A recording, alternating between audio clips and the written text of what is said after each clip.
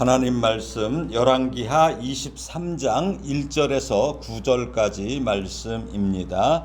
함께 봉독하겠습니다.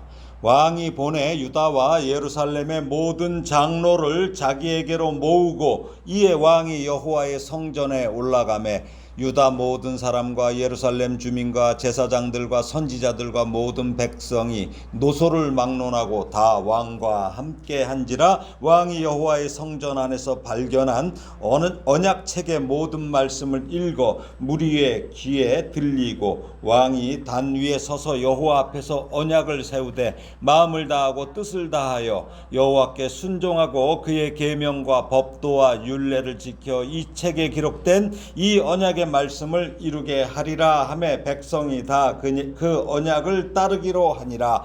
왕이 대제사장 hil기야와 모든 부제사장들과 문을 지킨 자들에게 명령하여 바알과 아세라와 하늘의 1월 성신을 위하여 만든 모든 그릇들을 여호와의 성전에서 내다가 예루살렘 바깥 기드론 밭에서 불사르고 그것들의 재를 베들로 가져가게 하고 옛적에 유다 왕들이 세워서 유다 모든 성읍과 예루살렘 주위의 산당들에서 분향하며 우상을 섬기게 한 제사장들을 폐하며 또 바알과 해와 달과 별 때와 하늘의 모든 별에게 분향하는 자들을 폐하고 또 여호와의 성전에서 아세라 상을 내다가 예루살렘 바깥 기드론 시내로 가져다가 거기서 불사르고 빻아서 가루를 만들어 그 가루를 평민의 묘지에 뿌리고 또 여호와의 성전 가운데 남창의 집을 헐었으니 그곳은 여인이 아세라를 위하여 휘장을 짜는 처소였더라. 또 유다 각 성읍에서 모든 제사장을 불러오고 또 제사장이 분향하던 산당을 게바에서부터 부야일 새벽까지 더럽게 하고 또 성문의 산당들을 헐어버렸으니 이 산당들은 그 성읍의 지도자 여호수아의 대문 어귀 곧 성문 왼쪽에 있었더라. 산당들의 제사장들은 예루살렘 여호와의 제단에 올라가지 못하고 다만 그의 형제 중에서 무교병을 먹을 뿐이었더라. 아멘.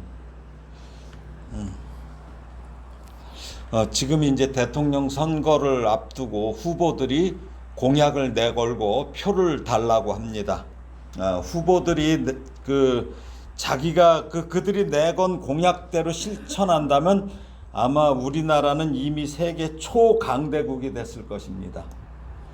21년도 전자신문의 보도에 의하면 역대 대통령의 그 공약 이행률을 보도했어요. 경실련 자료를 인용해서. 근데 김대중 대통령이 18.20%, 18.20%예요. 노무현 43.30%, 이명박 39.50%, 박근혜 42%, 문재인이 13.78%예요.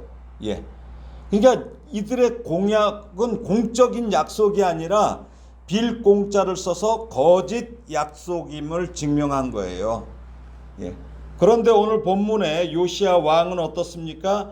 왕이 단 위에 서서 여호와 앞에서 언약을 세우되 마음을 다하고 뜻을 다하여 여호와께 순종하고 그의 계명과 법도와 율례를 지켜 이 책에 기록된 이 언약의 말씀을 이루게 하리라 하며 백성이 다 그 언약을 따르기로 하니라. 이 언약을 여호와 앞에서 유다 모든 사람과 예루살렘 주민과 제사장들과 선지자들과 모든 백성들과 지키기로 합니다. 예. 그러고 나서 공약이었었나요? 아니죠. 그리고 어떻습니까? 이 요시야 왕은 어때요? 여호와 앞에서 세운 언약을 강력하고도 철저하게 멈추지 않고 실천해 나가는 모습을 보게 되는 거죠. 예. 이런 그리스도인이 정치를 해야 돼요. 어설픈 그리스도인이 아니라 사업도 이런 그리스도인이 해야 돼요. 사회 각 분야에서 이런 그리스도인이 진실하게 맡은 그 역할을 다함으로 이 나라가 그리스도의 마음으로 펼쳐지는 그런 나라가 되어야 할 것입니다. 예. 그게 안 되니까 문제인 거죠.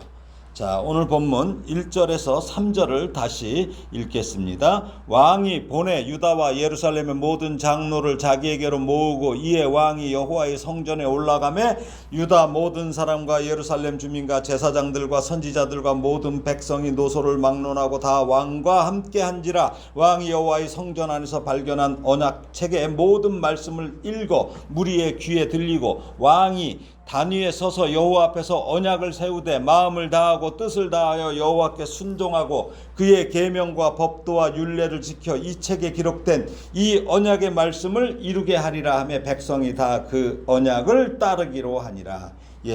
앞서서 22장에서 어때요? 요시야는 율법책의 말씀을 듣고 옷을 찢으며 회개하죠. 이후에 선지자, 여선지자죠. 훌다에게 사람을 보냈는데 훌다는 어때요? 이곳을 향하여 내린 그 진노가 꺼지지 않을 것이고 이곳은 황폐해지며 그 주민은 저주를 받으리라는 심판의 말씀을 먼저 전해요. 다만 그 재앙을 요시야 왕 그 자신의 눈으로는 보지 않을 것이라는 그 약속의 말씀도 함께 전하죠. 그러나 이러한 말씀을 들은 요시야는 하나님의 심판은 돌이킬 수 없다고 미리 포기했어요? 그렇지 않았어요. 이제 끝났구나가 아니죠. 또 자신이 살아있을 동안에 그런 일이 없다는 것을 다행이라는 생각을 했나요? 그렇지도 않았어요. 오히려 지금 요시야 왕은 어떻습니까? 유다와 예루살렘의 모든 장로들 다 불러 모으고 이어 성전에 올라가 유다 예루살렘 모든 백성들도 불러 모아요. 모든 사람 불러 모아서 이 언약책의 모든 말씀을 읽어요. 앞서 22장에서는 율법책이라고 나왔었죠. 근데 여기 23장으로 와서는 언약책이라고 이렇게 나와요. 율법은 토라죠. 그리고 언약은 베리트인데 이건 신명기적인 글에서 서로 밀접하게 연관되는 단어이지만 동일한 의미는 아니에요. 그런데 평행 본문인 역대하 34장 30절에서도 언약책이라는 이 용어를 사용한 것은 두 가지 목적으로 볼 수 있습니다. 첫째는 하나님께서 이스라엘 백성과 맺으셨던 언약을 강조하기 위함이에요. 하나님께서 어떤 언약을 맺었어요? 너희가 내가 준 이 율법을 언약을 잘 지키면 너희들을 멸하지 않겠다고 그러셨죠. 그러니까 이걸 강조하기 위함이에요. 둘째는 그들의 조상과 맺으셨던 그 언약을 지금 재확립하는 거예요. 다시 한번 읽어주면서 상황을 설명하기 위함이에요. 그러니까 참 지혜로운 거죠. 요시야 왕이 지혜로운 거예요. 출애굽기를 한번 볼까요? 이거와 같은 내용이 나오죠. 출애굽기 24장. 출애굽기 24장 4절에서 8절 말씀입니다.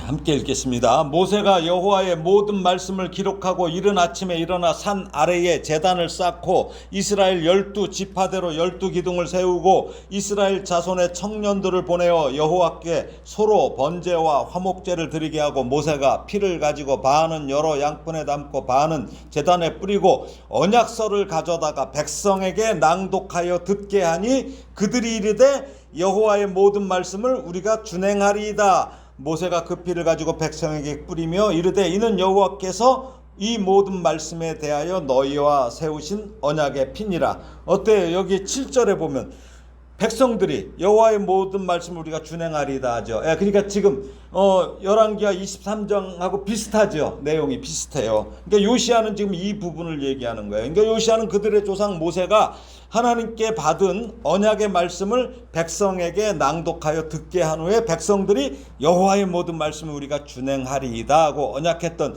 그 모습처럼 말씀을 읽고 언약을 다시 세우게 해요. 그러는데 어떻게 해요? 마음을 다하고 뜻을 다하여 여호와께 순종하고 그 언약책의 말씀을 다 따르겠다고 그들이 약조하죠. 언약하죠.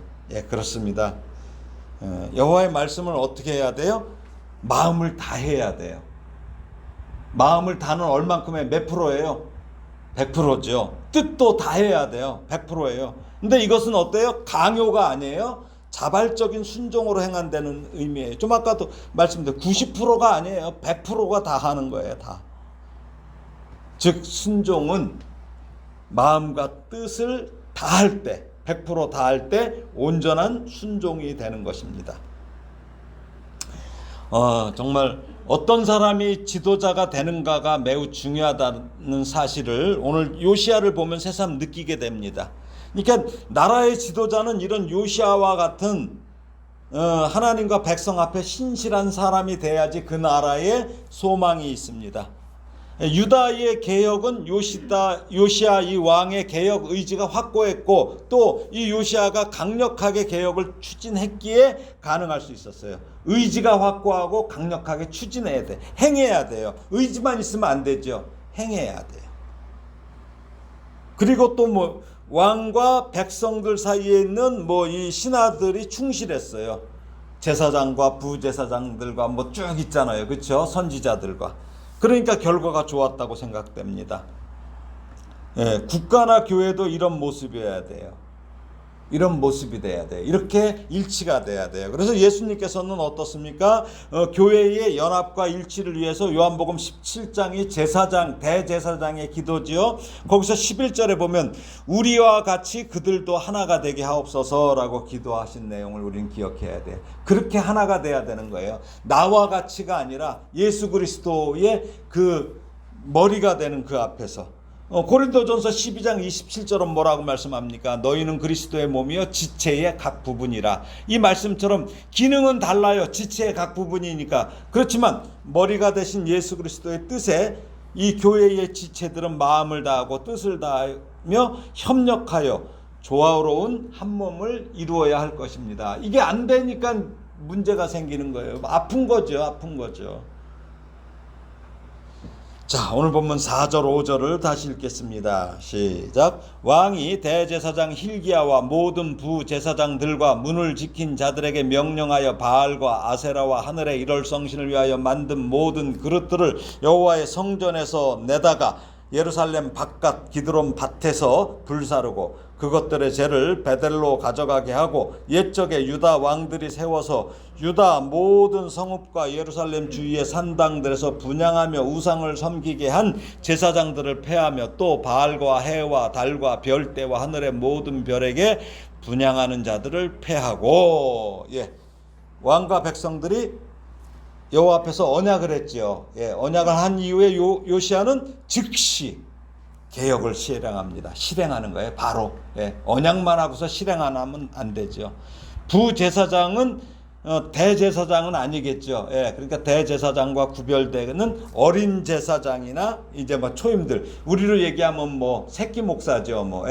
이렇게 얘기하면 되죠. 아니면 일반 제사장을 가리키는 것으로 봅니다. 그러니까 이제 문을 지킨 자들은 뭐예요? 성전 바깥 문가를 지키는 임무를 맡았던 레위인들이죠. 문지기도 레위이니까. 그래서 그들의 직책은 뭐예요? 성소에서의 어떤 그러한 종교적인 역할뿐만 아니라 이스라엘 백성들의 삶과 교육에도 중요한 영향을 미쳤어요. 그들이 거기에 흩어져서 그들에게 율법을 가르치고 이렇게 한 사람들도 있었어요. 레위인들은 그 여러 가지 직책들이 있었다는 거죠.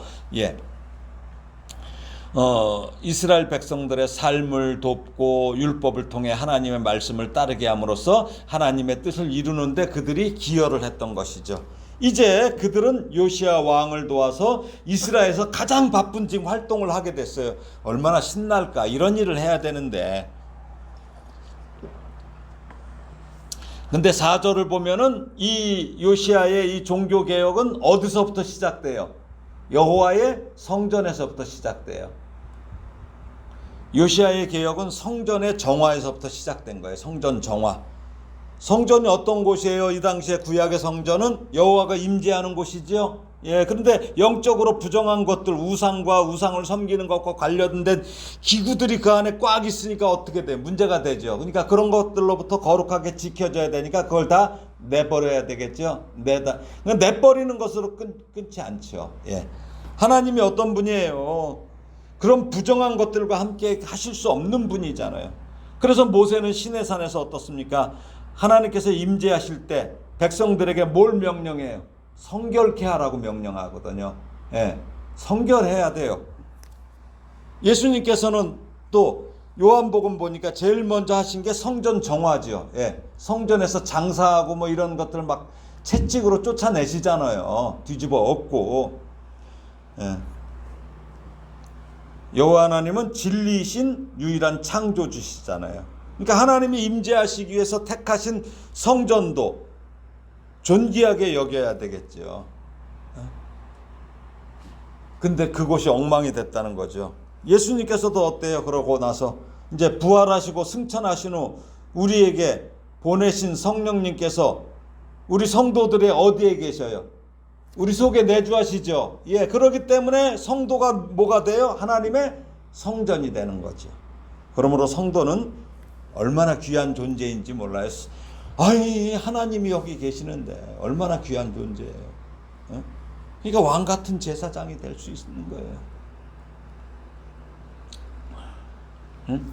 이 우상들은 어떤 거예요? 이런 것들은 인류의 차원에서는 뭐 그게 문화재로서 보존 가치가 있을지 몰라요. 그렇죠? 예. 그렇지만 하나님을 섬기고 예배해야 할 이스라엘 백성들을 범죄하게 하고 타락하게 하는 그 한낱 그런 것들은 가증스러운 물건일 뿐이죠. 예.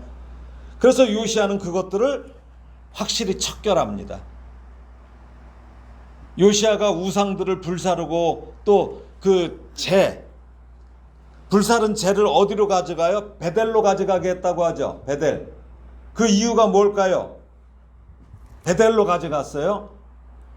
베델이 바로 북이스라엘 그 왕국 분열 시대부터 금송아지를 세운 우상 숭배의 본거지였기 때문이에요. 예. 그러니까 베델이 처음에는 아브라함과 야곱이 단을 쌓은 곳이에요.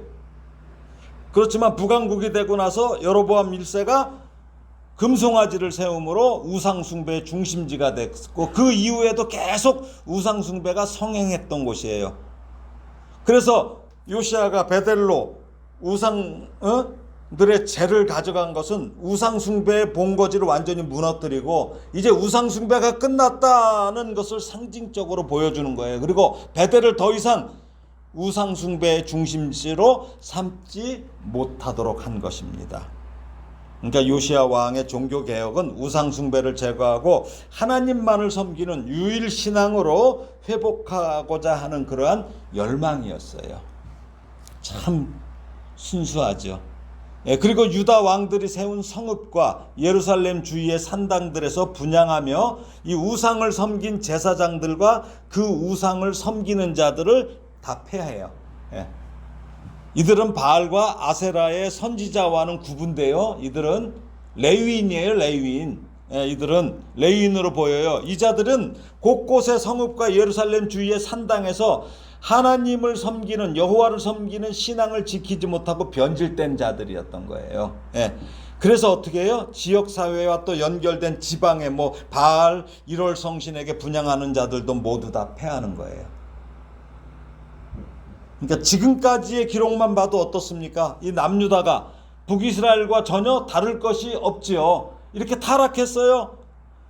이렇게 말문이 막힐 노릇인데 더 심각하다 못해 이제 참담한 짓들을 하고 있어요. 6절 7절을 읽어볼까요? 시작. 또 여호와의 성전에서 아세라상을 내다가 예루살렘 바깥 기드론 시내로 가져다 거기서 불사르고 빻아서 가루를 만들어 그 가루를 평민의 묘지에 뿌리고 또 여호와의 성전 가운데 남창의 집을 헐었으니 그곳은 여인이 아세라를 위하여 휘장을 짜는 처소였더라. 예, 여호와의 성전에 아세라 우상이라니요. 어? 그러니까 이게 요시야의 할아버지 므낫세가 아세라 목상을 성전에 세웠었죠. 예, 그랬다가 바벨론의 포로로 끌려갔다가 귀환한 후에 이것을 제거했어요. 그러므로 이 아세라상은 누가 세운 걸까요? 예, 므낫세의 아들 아몬, 즉 요시야의 아버지가 다시 세운 것이죠. 근데 또 요시야는 다시 이 가증스러운 아세라상을 기드론 시내로 가져다가 거기서 불에 태워 아주 빻아서 가루를 만든 뒤에 평민의 묘지에 뿌렸다고 하죠. 이 묘지는 공동묘지로 형성된 곳으로 이건 뭐냐면 이방인과 나그네의 시체를 매장한 곳이에요. 이방인과 나그네. 그러니까 어떤 곳이에요? 부정한 장소로 여겼던 곳에 그걸 뿌려버리는 거죠.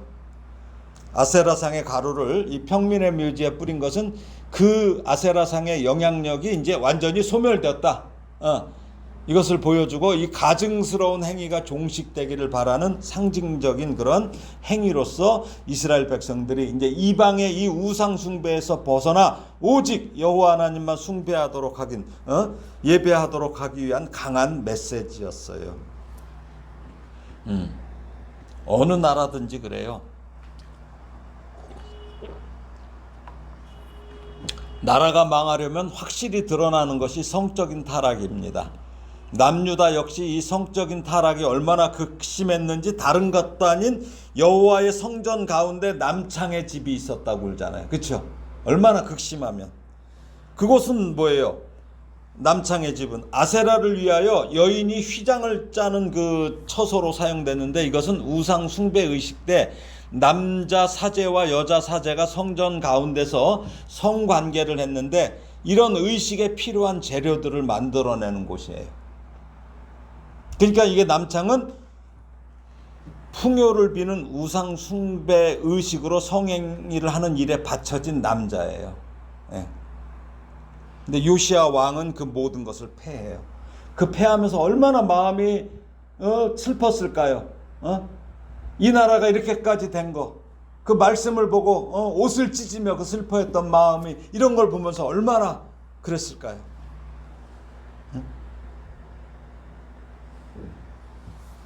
자, 이제 요시야의 개혁 정책은 유다 각 성읍으로 퍼져나가죠. 8절 9절입니다. 다시 읽습니다. 또 유다 각 성읍에서 모든 제사장을 불러오고 또 제사장이 분향하던 산당을 게바에서부터 부엘세바까지 더럽게 하고 또 성문의 산당들을 헐어버렸으니 이 산당들은 그 성읍의 지도자 여호수아의 대문 어기 곧 성문 왼쪽에 있었더라. 산당들의 제사장들은 예루살렘 여호와의 제단에 올라가지 못하고 다만 그의 형제 중에서 무교병을 먹을 뿐이었더라. 이제 그 개혁 정책이 이제 나라 전체로 퍼져나가요. 그래서 모든 제사장을 불러 모아요. 그래서 제사장들이 분향하던 산당을 게바에서 부엘세바까지 모두 폐해요. 게바에서 부엘세바까지란 뭐예요? 유다의 북쪽 한 개와 남쪽 한 개 얘기하는 거예요. 그러니까 국토 전역이라는 얘기겠죠. 그래서 유다 전역에 있는 산당을 다 무너뜨렸다는 것이에요. 이 제사장들은 우상 숭배를 했던 것으로는 보이지 않고 산당에서 하나님께 제사하고 섬기는 역할을 했던 것으로 여겨져요. 그렇지만 요시야는 그것조차 용납하지 않아요. 제사장들을 모두 예루살렘으로 모은 건 왜 그래? 중앙성소. 이게 중요하기 때문에 중앙성소인 예루살렘으로 모으고 지역의 산당들을 모조리 폐합니다. 그리고 산당에서 제사했던 제사장들은 예루살렘 성소의 제단에는 올라가지 못하게 해요. 그리고 무교병만 먹을 수 있었다고 해요. 즉 그들은 직무는 정지당했어요. 그렇지만 율법에 따라 하나님의 전에 바쳐진 성물은 함께 먹을 수 있도록 허락했다는 그 뜻입니다. 이게 말씀을 정리합니다. 사업이 망하든지 나라가 망하는 것은 이유가 있어요. 더욱이 하나님이 택하신 백성이 망한다면 그것은 뚜렷한 이유가 있는 것입니다. 하나님이 싫어하시는 것을 할 때 하나님은 결국 그들을 버리십니다. 하나님이 버리신다는 것은 뭐예요? 그들의 소견대로 하도록 그냥 내버려 두신다는 것이죠. 그것이 멸망이죠. 하나님께서 내버려 두시면 그들은 부끄러운 것을 부끄럽게 여기지 않습니다. 로마서 1장 26절에서 32절이에요. 제가 읽겠습니다. 이 때문에 하나님께서 그들을 부끄러운 욕심에 내버려 두셨으니 곧 그들의 여자들도 순리대로 쓸 것을 바꾸어 영리로 쓰며 그와 같이 남자들도 순리대로 여자 쓰기를 버리고 서로 향하여 음욕이 불릴 듯하며 남자가 남자와 더불어 부끄러운 일을 행하여 그들의 그릇 때문에 상당한 보응을 그들 자신이 받았느니라. 또한 그들이 마음에 하나님 두기를 싫어하며 하나님께서 그들을 그 상실한 마음대로 내버려 두사 합당하지 못한 일을 하게 하셨으니 곧 모든 불의, 추악, 탐욕, 악의가 가득한 자요, 시기, 살인, 분쟁, 사기, 악독이 가득한 자요, 수근수근하는 자요, 비방하는 자요, 하나님께서 미워하시는 자요, 능욕하는 자요, 교만한 자요, 자랑하는 자요, 악을 도모하는 자요, 부모를 거역하는 자요, 우매한 자요, 배약하는 자요, 무정한 자요, 무자비한 자라. 그들이 이 같은 일을 행하는 자는 사형에 해당한다고 하나님께서 정하심을 알고도 자기들만 행할 뿐 아니라 또한 그런 일을 행하는 자들을 옳다 하느니라. 예. 이런 짓이 뭐예요? 사형에 해당하기 때문에 망하는 거죠. 사형이 뭐예요? 하나님께서 멸망시킨다는 거죠. 그래서 요시야는 과감한 개혁을 지금 실시한 것입니다. 그 기준은 뭐예요? 개혁의 기준은 언약책이죠. 율법책, 말씀입니다.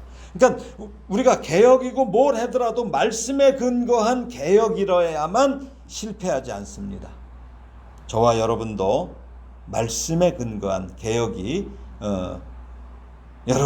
저와 여러분 자신에서 먼저 끊임없이 이루어지고 그게 교회 공동체 또 한국교회 공동체 나라에까지 그렇게 이루어지기를 예수님의 이름으로 축원합니다. 아멘.